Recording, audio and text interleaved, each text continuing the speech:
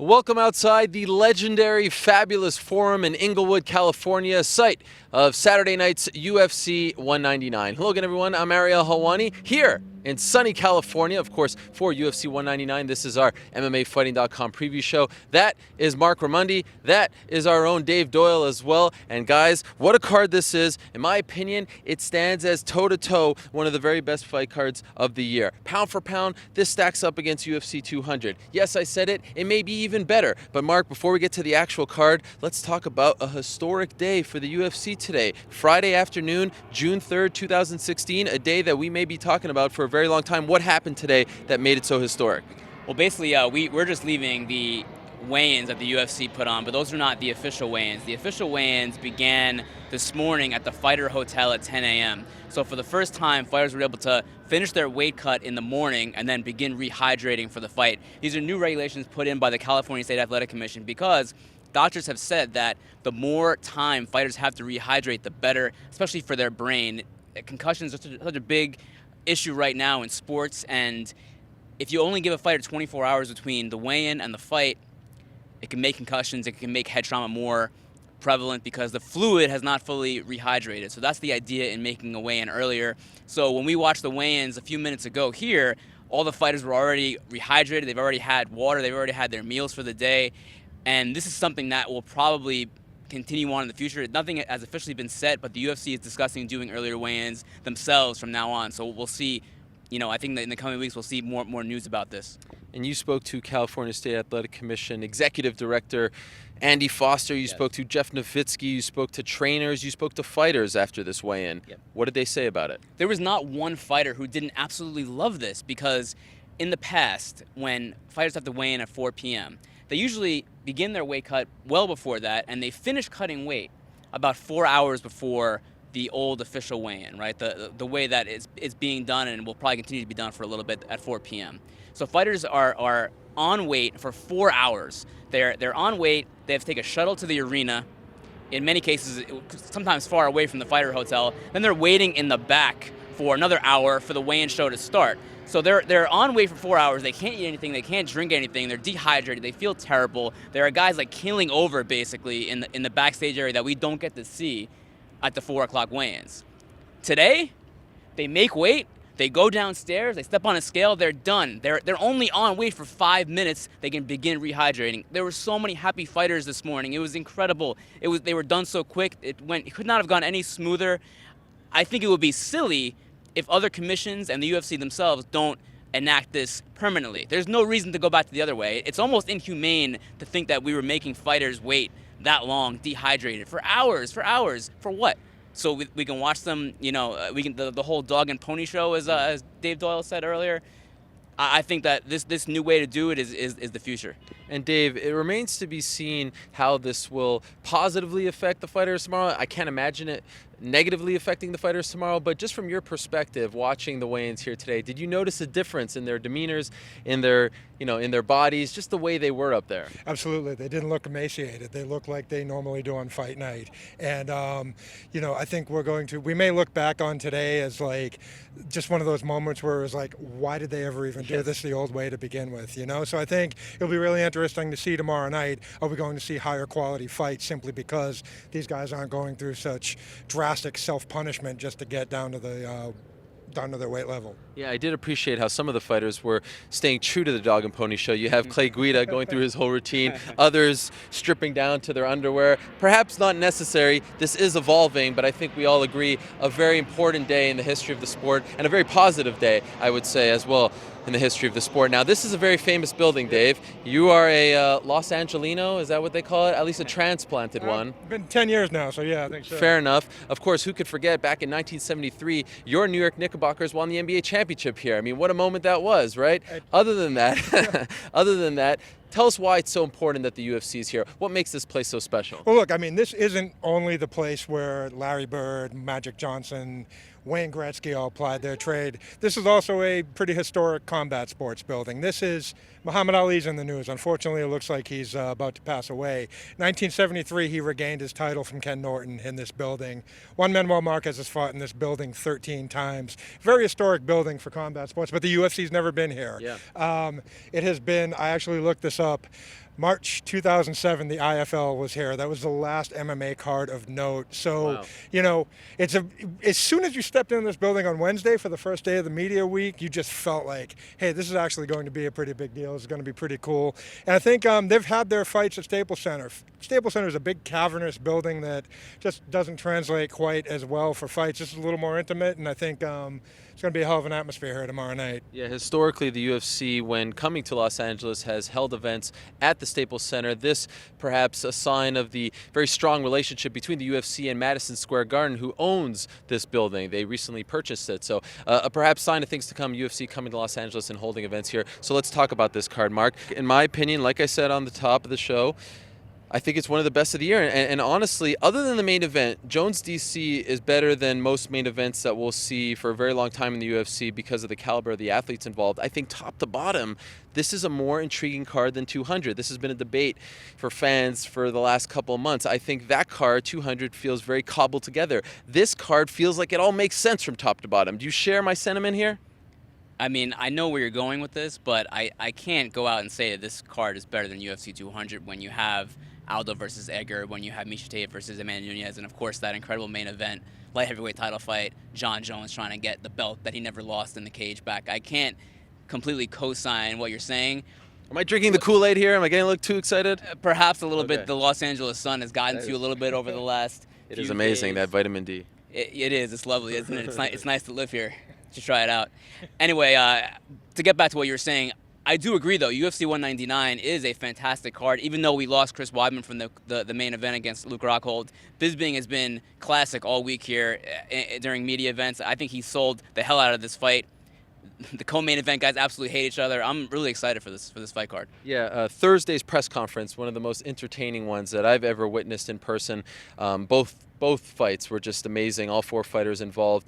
Michael Bisping, first time in his 10-year UFC run, he finally gets a shot at the title. Unfortunately for him, it's on 2.5 weeks' notice. Unfortunately for him, it's against the guy who submitted him one-arm guillotine around 1.5 years ago. Do you give him any kind of chance in this title fight? I mean, anyone has a chance, but, you know, it's been fun watching. Michael Bisping's been having the time of his life these past couple of weeks. It's been great seeing this year him get his due, beating Anderson Silva, being in the spotlight, but I think his little joyride comes to an end tomorrow night. Luke Rockhold's just too damn good. What about you? He sells a very good game. He talks a very good game. He talks about believing, destiny, achieving, all that stuff, kind of making fun of Luke Rockhold. And Luke telling the world that he's actually going into this fight with an injured MCL. Perhaps it's not torn. Perhaps he was embellishing it a little bit, but a little banged up. And Bisping is stating the case that, look, I'm fresh. I had a 2.5-week camp. This is perfect for me. Yeah, maybe a little wolf tickets involved there, but what do you think? Does he got a chance? He's like I think a plus 950 at this point. Listening to Bisping, like, you want to believe, like, you want to think that there is a chance and that he could win the title that he's been chasing for 10 years in the UFC, all the way back to The Ultimate Fighter, you know, one of the first seasons of the show. I just can't buy it. I mean, I want to. It's right there, and I want to grab it, but I just can't do it because, as Dave said, Luke Rockhold is an elite fighter. He's an elite fighter. If you look at the UFC official pound-for-pound rankings, there's John Jones, there's Demetrius Johnson, and number 3 is Luke Rockhold. And you know what? I agree with that. The guy is an incredible fighter. He's already beaten Michael Bisping once, and that second round he made it look easily. He finished him. I think a similar thing will happen again. I think Rockhold will finish Bisping. Okay, so he's calling for a first-round finish. He's saying that we're going to see something special. It's going to land on SportsCenter. Do you think that he pulls it off in the first round? Not the first round. Okay. Bisping's too experienced. He's durable. I think he lasts until the third round. What do you think, Dave? Does he get it done in the first round? No, I don't think so either. I think Mark had a good point there. You know, Bisping's a really, really tough guy. And we also don't know how bad Luke Rockhold's knee actually is. So third, fourth round. Okay, one of the best rivalries in MMA history plays out on Saturday night as well. It's Dominic Cruz versus Uriah Faber 3. They first met around 9 years ago. They met again around 5 years ago. Now here they are fighting for a third time. Some of us thought we never see them fight for a third time due to all Dominic Cruz's injuries. Faber is also a pretty big underdog. Maybe not as big as Michael Bisping going into this fight, but not a lot of people giving him a shot. Are you? He has a shot. Again, he has a shot. You know, both of these co-main events are like matches that if the underdog won, they would be just really spectacular kind of all-time MMA moments, but I just don't see it happening, you know? I mean, if Dominic Cruz was able to come back after such a long absence and do what he did to TJ Dillashaw, he's clearly improved by leaps and bounds. And Faber's just kind of flatline a little bit. He's still beating the guys he's supposed to beat. He's getting this title shot because he's a name that can sell a fight. Sure, Faber could win, but I wouldn't put any money on it. So you're not picking him? No, I actually expect Cruz to finish Faber. Wow. How? And when? Late rounds, I think he just wears him down, and he's just. I know it's not what people expect from Dominic Cruz, but I think he's just that much higher above him. So we're talking like a TKO KO, not a submission. I'm going championship round TKO KO. Wow, and that would be interesting because Faber keeps saying that he doesn't finish anyone, which of course is not true. He recently finished Takeo Mizugaki. What do you think? Is he on point here, or you disagree? I agree with the sentiment that Dominic Cruz is the favorite and he should win the fight. I don't know about finishing the fight because Dominic Cruz, he did finish Takeo Mizugaki, but Takeo Mizugaki is not Uriah Faber and vice versa. Faber is a pretty durable, tough dude. I think that the only path to victory actually for Faber is via a finish, because I don't know if you can actually outpoint Dominic Cruz. He's so good at getting those close rounds. Against TJ Dillashaw, I actually had Dillashaw winning that fight. But Cruz does enough in these rounds to convince the judges that he's the winner. And I think that will happen again on Saturday night. Unless Faber hits him with the big shot, grabs the guillotine, something like that, and finishes the fight, I don't see any way that Cruz loses the decision. And I think that's how it's going to finish. All right. Like I said, top to bottom, a great card. I want to quickly ask you guys about Dan Henderson versus Hector Lombard. Will tomorrow night be the last time we see Dan Henderson inside the UFC octagon? I don't think so. I just don't think he's done yet. I know that there are people calling for his retirement. I never like to do that because I feel like these guys got to pay their bills. They have to feed their families, and I never like for anyone to say that anyone should retire and stop making money. This is their livelihoods. I know that there's calls for that with Dan. I think that he's going to probably lose to Lombard, but I think he comes back. I think there are still fights for him out there. I think we'll see him again for sure. And of course, the reason I'm asking that question is because this is the final fight in his current contract. What do you think? Last fight for him? I mean, I was watching your interview with him yesterday, and he was playing it coy about his future options. I think should he lose, if the UFC kind of offers him like a Forrest Griffin type of job to stop fighting and just become a brand ambassador, maybe he does retire. But part of me thinks he's going to have to be dragged out of the ring kicking and screaming. Who wins? Lombard. And you're picking Lombard as well, right? Yeah. Okay. Ricardo Lamas versus Max Holloway. Max Holloway's won 8 fights in a row, not fighting for the belt. Tough fight for him against Ricardo Lamas, who has fought for the belt. Who are you picking? Wow, doesn't that suck for Max Holloway? Yes. Win 8 in a row. What's your gift? Oh, a fight with Ricardo Lamas, who's one of the toughest guys in the division. I like Holloway by decision. I think it's going to be a really tough fight. I can even see Lamas maybe winning a round in there somewhere, but I do like Holloway by decision. Your pick? I think this is Holloway's chance to just put his stamp and say, like, hey, I'm right up there with Frankie Edgar and Jose Aldo in the short list. I'm actually going to go with Holloway finishing him. All right, and how about Bobby King Green, the return of the king? Wow, he's made a splash all week long with that new head tattoo. Amazing stuff. Going up against Dustin Poirier. Very tough fight for Bobby Green. Who are you picking? Oh, man, I'm just predicting awesomeness in this one. It should be a pretty wild one. Bobby Green has a habit of winning those fights you think he shouldn't win, so I'm just going to pick Bobby Green for that reason. Wow, interesting. How about you? I'm going to go with Poirier, but yeah, that fight is completely unpredictable because Bobby Green is unpredictable. You just don't know what he's going to do in there. He's always exciting. He's always interesting. It's never a dull moment, so I can't say for sure, but Poirier's on this roll right now. He looks great at 155, moving up in weight, looking much better, looking fresher, so I'm going to take Poirier by decision. Also, Alex Caceres against Cole Miller, Jessica Andrade versus Jessica Penne, Sean Strickland versus Tom Breeze. The list goes on and on. The stars are out here in Las Vegas. Wait. Did I say what? Yeah, well, I'm a little starstruck here because get over here. Okay, that's come on, Skylar Astin of going to Pitch my Perfect car. fame. Get out of here. Were you in man. Pitch Perfect too? We've been talking about this on the beat. I wasn't a little. They kind of cut you out of that. Well, thank you for the shout out, Luke Thomas. First of all, This is a real life celebrity on the preview Yeah. show. This is a first for us. I was so flustered just seeing you walk by here casually that I thought we were in Las Vegas for a second. Look, but of course, the stars are out in Los Angeles, right? of course, if you can conceive it, you can believe it, and you can achieve it. Real quick, one thing What a I want to smile add. that was. One thing I want to add Please. is there's no more towels.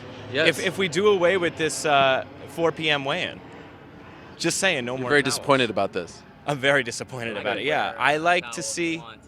Look, I almost came out in just a bath towel after a fresh shower. You know they have showers back there? Amazing. The forum's amazing. I heard a lot of legendary You've probably been to a few of these. Rockhold, Bisping, who do you got? I have Rockhold. All of these you can call them. No, we didn't ask for your but I mean, whole come on, breakdown. I have a lot of things. Rockhold, but my money might be on Bisping by decision. Faber, Cruz. My heart's with Uriah, and so is my money. I'm worried. Okay. Very interesting. I believe we even have Jesse Katz of Roots of Fight fame. I just saw him. I mean, everyone's there. There he is. Jesse, how are you? It's amazing here. The stars come out in Los Angeles. I've been told that, and look, it's actually true. What's your next project? Give us a quick plug. Graves on Epics. We're their first new original series. It's me and Nick Nolte. It comes out in October. It's funny. It's weird. It's dark. It's one of my favorite things I've ever done.